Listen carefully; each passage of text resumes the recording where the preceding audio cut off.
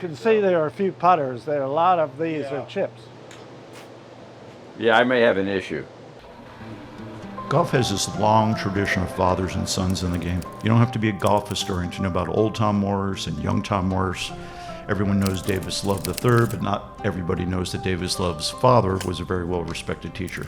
Many fewer people would know about Gordon Brewer and his namesake son. That is O. Gordon Brewer Jr., winner of the USGA's Bob Jones Award, former and longtime president of Pine Valley Golf Club, and his son Chip, who runs Callaway Golf today. This series is made possible, to steal a line from PBS, through the generous support of Callaway. But this little doc you're going to watch here is more than a thank you note. OGB is an OG. He's a secret legend. He's an original. And the 2 U.S. Senior Amateur titles he won, well, that's just the start of it. There is a meritocratic element to rising in golf, and Gordon represents that. You know, when I grew up, the family, no one played golf, Michael. I knew nothing about the game. I went to a local driving range and just hit the clubs off the rack and started. That was my introduction to golf. Did you end up playing at Guilford, though? I played college golf, yes. Yeah, but he started playing basketball, dropped out, had to go back and help his dad start a retread tire business. And then, did you play golf in high school? No. So this is, how about that? Yeah. You did not play golf in high school, but he played college golf. Yeah. That's a different era. Pretty good athlete to not play in high school, go to school on a basketball scholarship, come back after that and play on the golf team. Yeah, I don't know about you, Michael, but I find the game a little harder than that. As a kid in college, he was on a North Carolina driving range hitting borrowed clubs. By 30, he was one of the best amateurs in Philadelphia.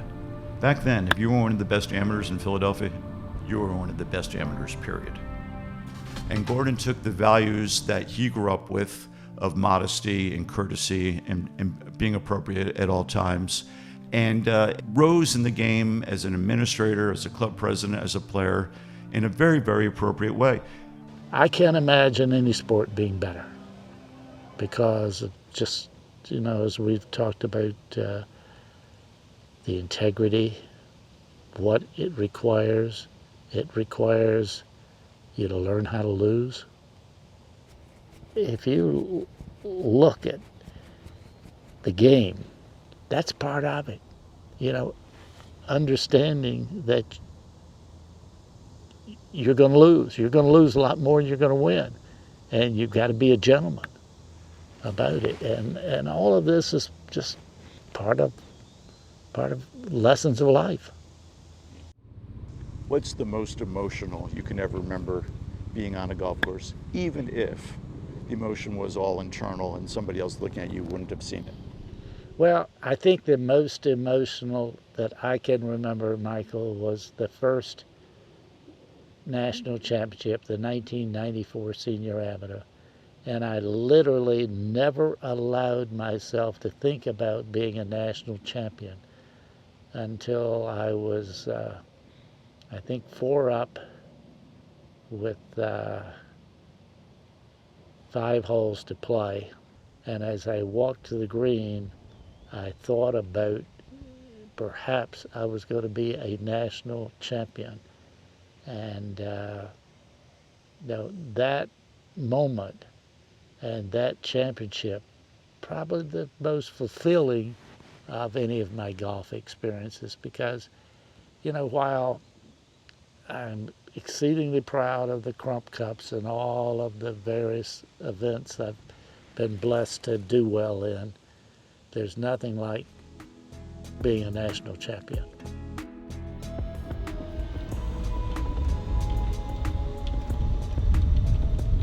I've always said that golf may teach character. I happen to think it does, builds character. But there isn't any question. It defines who has character. It reveals it, right? Yeah. Yeah, I tell that one story a lot about you, Pop, where you were constantly teaching me the rules.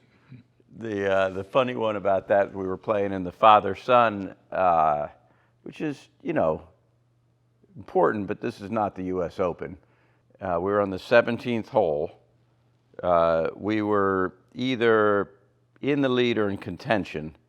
I hit it on the green. You, unlike you, missed that green. And I had like a 10-footer for birdie, but there was pine straw, on the green, which is often the case at Pine Valley. The pine trees, they've eliminated them now, but they were right off the green. And so I believe I took a towel and I brushed that pine straw out of my line with a towel because it was more efficient. But back then, that was illegal.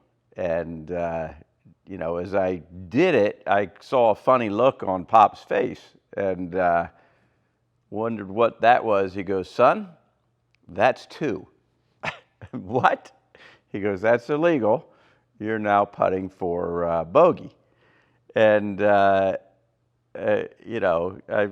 was shocked, right? Because my dad called a penalty on me in the father-son, but, obviously that was the right thing to do. And then equally obviously, he had maybe a 8-footer for par and he made it. And we ended up winning the tournament. But you always knew which side of the line you were going to be on, a right or wrong with Pop. And you better stay on the right side of that. So the starting point to golf is a fundamental honesty. And that applies to everything else in golf. Well, in a business life and in your family life, you also want to know that you can count on the person. So a word that comes up over and over again when you're talking about Gordon, when you're talking about Chip, is the word integrity.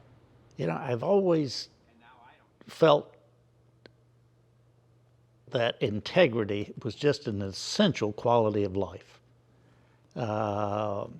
And I had that feeling in the business community, and the capitalistic system is the best in the world. But it does have some shortcomings.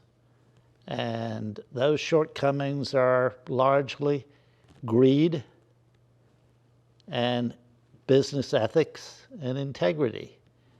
Because there are some that feel that, whatever it takes, whether it's honest or dishonest, to win is okay. I never felt that way. Then there's different things that you've said over the years that have really resonated with me. One of the comments you made was, be hard on the issues but soft on the people. Do you remember that one? And I can't tell you how many times I've used that one in my business career. His father's values in golf became Chip's values in golf, and that there are many applications to it, whether it's on the golf course or in your professional life, in your personal life, and it really shaped his entire life. Gordon's example through golf shaped Chip's entire life. It certainly helped prepare me for that, right? I understand the game and have an ability to, reflect on it as both a consumer, and I've been around good players. I'm not one, but I can relate a little bit. You're modest. You play a very competitive game, and he's a competitor. Chip, even though he grew up in this very traditional golf environment, is like, we want to open our arms to golfers however they may define themselves. And I think that's neat. I think that's a statement on his own original thinking, that it's not 18 holes with a caddy and 14 clubs and silence. There are many different ways to enjoy this game. We merged with Topgolf in 2020. We did the deal in 2020, so it basically came out of COVID. And Topgolf's terrific. It's changing the game of golf in a amazing, awesome way. We're talking about Pine Valley here, which is the tradition of the game, and I absolutely love that. I'm immersed in it. It's clearly, as you hear, it's in my roots, but I also love the new part of golf, what we call modern golf, and how much more approachable and how much larger it is, and it's emblematic of Topgolf and some of these new golf concepts. It's a way to grow the game. And if you grow the game, it's good for the game, it's good for society, it's good for people. So I applaud that perspective. That doesn't mean we compromise our standards, but we find ways, and this to me is a way to grow the game and to reach people that otherwise you're not going to get through to. So I applaud it. For me, as you would imagine, a feeling that's just hard to describe when you see your son grow up as this young man has, and what he has achieved, and more importantly, the man he is. And then, as he said, passing it on to his boys, it's an exceedingly proud moment for his mother and I. You can draw a line from the mom and pop driving range where Gordon got his start in the game to Chip being drawn to Topgolf. The man has a golf term for a nickname, Chip.